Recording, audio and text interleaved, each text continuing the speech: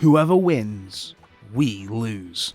Have you ever noticed how that tagline could have been used for a bajillion different films in the early 2000s? You had, of course, Alien vs Predator, then there was Freddy vs Jason, a whole host of Godzilla vs movies, and Mean Girls.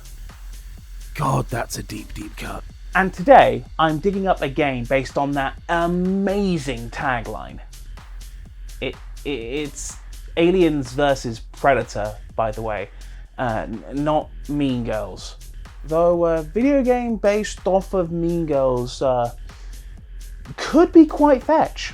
Alien vs Predator is just one of those matchups that just seem destined to happen, all the way from an incredibly successful line of comics to the Xeno Skull in Predator 2. Murmurings started behind closed doors, which eventually led to video games, and of course a couple of big budget films, only of which one of them is half watchable. Dear God, the less we say about Requiem, the better. But today we're going to be looking at the Xbox 360, PS3 and PC title released in 2010 from Rebellion. Rebellion are of course the developers of the original Alien vs Predator games on PC and oddly enough Atari Jaguar, but today Aliens vs Predator, yes that's Aliens with an S, was set up back in the day with an astonishing pedigree, yet was met with a resounding meh from the industry, which is frankly odd because I remember picking this one up on launch back in the day and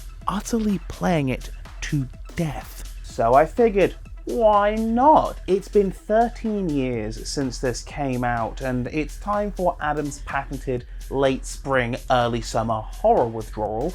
So yeah, it's time to fire up this old time sink from years gone by. First things first, this game is divided into 3 campaigns: Alien, also known as Xenomorph, Predator, and finally Colonial Marine. No, not that kind of Colonial Marine. Good lord, there was still 3 years to go until that utter disaster. No, this is the kind where the developers actually cared and wanted to try to make something fun. Just because, we're actually going to start with the Marine campaign, putting us in the shoes of Rookie, a newly enlisted Marine sent to BG-386, a mining colony surrounded by dense rainforest. After a nice and bumpy landing, Rookie gets immediately thrown to the wolves, and honestly, the atmosphere is top notch. It's very much got the sharp edges and the rust of the Alien series, but it's also retained the blue and white lights you'd associate with the sequel, Aliens. The gunplay is also good, resembling something more out of a 90s shooter with hip fire instead of aiming down sights, but there's some great weapon kickback and the sound effects are phenomenal. Everything feels and looks as it should, and the first major level set in this club is a great set piece. Honestly, it's the bee's knees. If I'm honest, the first few scenarios are great. Besides the pulse rifle, you've also got shotguns, rifles, smart guns, and most importantly flares to light the darkness. See, unlike the other 2 races, the humans can't see in the dark, so yes, while the Marine has by far the most firepower, you're susceptible to sneak attacks. My only real beef is that it takes forever for the Predators to show up in this campaign. Most of the time, you're fighting Xenos, which is fun, don't get me wrong, but I signed up for Aliens vs Predator, not just Aliens. The campaign does tease the Predator heavily, but one doesn't appear until near the final sections, and the boss fight is kind of a joke. It just kind of lets you abuse it. There's no mud baths, no traps, no outwitting, just bang bang bang. I get this approach for the Pray to God Xeno, but for the Predator, it's a total letdown, especially when you consider that the fight with the elderly queen is a game of resource, crowd, and stress management. Plot-wise, the Predators are around from the start, so why are they not more involved? Speaking of that plot, it is super thin and boils down to the whaling company, led by the current bishop in charge, finding a predator pyramid on this planet filled with dormant Xenos, which in the comic lore, the Predators love to hunt. Something meddling idiot later, one giant blue beam goes out to space, which summons a group of elites. Hilarity ensues, and by hilarity I mean murder, when that blue beam sends all the colonists hardwire going crazy, and then of course the Xenos run rampant. All that changes per character are the goals. Rookie's is to try to save people, and when that's out the window, get the hell out of there. Seriously, this guy can't even save his own commanding officer, the suspiciously named Tequila, who also happens to be the only Hispanic character around, from getting face-hugged. There isn't really any scenario today where that character is called Tequila, is there? I mean, that would be like if you had a black woman in the game and you called her Hennessy. I can hear the typing of thousands of admittedly theoretical tweets already.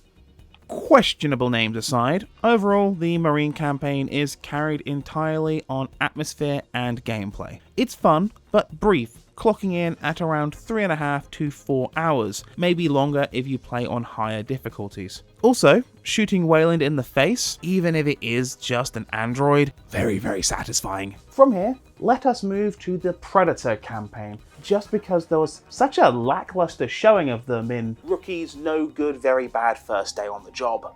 After the same opening cutscene of Wayland fucking around and finding out, and of course after a short tutorial segment, our Predator, a newly promoted elite, gets dropped off in the middle of the jungle, and it's here that the game lets you know that this character, unlike the Marine, is going to be based around not only stealth but also gadgets. You can quote-unquote throw noise to create diversions, use heat vision to see marine threats from afar, and use active camouflage and recreate your favourite bits from the Invisible Man. Unlike the Marine, who is bound by the laws of physics, the Predator can sail through the air, jumping between perches and surveying the area, which makes traversing significantly easier. However, this is where the compliments end. The levels are carbon copies of the ones used by Rookie, and since those clearly had on-foot traversal in mind, jumping around just kind of breaks the whole thing. The entire cave section maze that you did as Rookie, yeah, that's just a minor inconvenience for now, and it's a massive shame since there's this one little section where the game does try to do something unique with this movement, this fun little platforming puzzle, but it's very, very basic and it feels like a last-minute addition rather than a thought-out use of the character's strengths. At least the weapons are varied. You've got the hand-to-hand claws, spears, and of course the iconic shoulder cannon.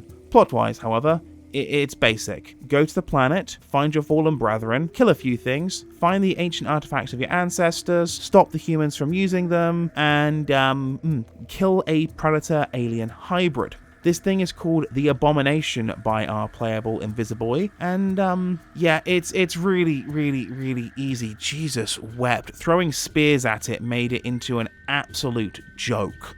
Also, this was over in a little over 2 hours, which is about half the time it took me to get through the Marine campaign. While fun, it was clearly not given as much attention as it needed. Maybe the Alien campaign will be the saving grace. We open in a rather macabre scene. A bunch of people are being used as xeno-hosts by Wayland scientists. Well, okay, it would be macabre if it wasn't for... That cracks me up every time I see it, and apparently the powers that be liked it too, designating it as number 6 and giving it some sort of training. And by training, I mean setting it on hapless entry-level peons. Can you imagine the paperwork at that HR department? Watch out, Doris! They've killed another one! Oh god, here we bloody go again.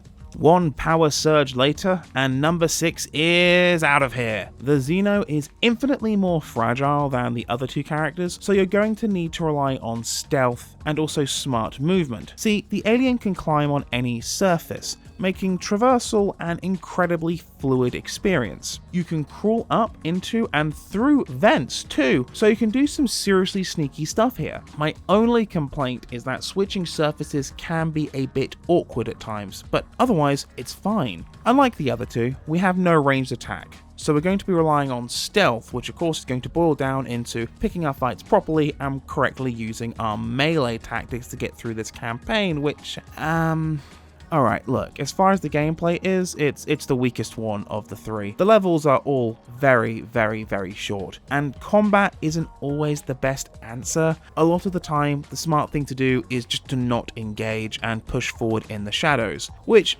sure, as part of a bigger, longer story as this Xenomorph would have been fine, but this campaign lasts about an hour and 45 minutes. You heard that right. The Xeno campaign is less than 2 hours of total runtime. it's actually shorter than some feature films. Hell, you could finish it 2.5 times before Zack Snyder's Justice League Wankathon would wrap up. And this one won't be in 4-3.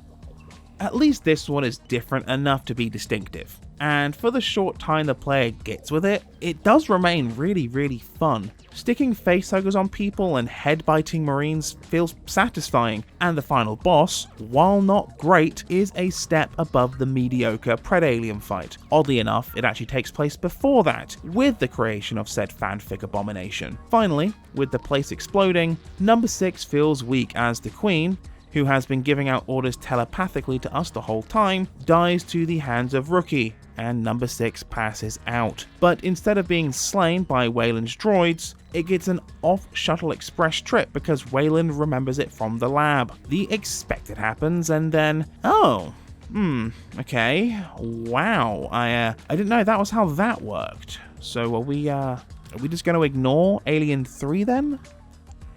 We are? What is this? Neil Blomkamp's career before Chappie? That's not a deep cut. That's a fucking deserved cut. Wrapping up, the game isn't bad, it's just not great. Revisiting it, I can see why I got a ton out of it years ago. The atmosphere is top notch, especially in the Marine campaign, but overall, this package clearly needed a fair bit more time in development. What I will say though, is that there is a very involved multiplayer scene for this game, which is active to this day.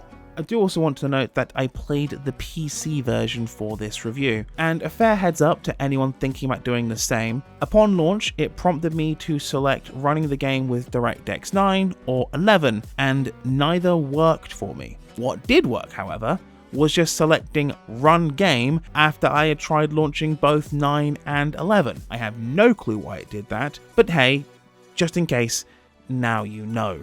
It might be because I'm on a 30 series graphics card, it might be because I'm on an AM4 platform, Lord knows. The game did run flawlessly after that though. Well, okay, flawlessly barring one bug. At one point, when Tequila is meant to follow the player, she got stuck and just would not move until I relaunched the checkpoint. It worked totally fine after that though. So what more do you want? It's short, but fun, and the Marine campaign is absolutely the highlight. Plus, this one didn't leave a dodgy flash drive at medieval times.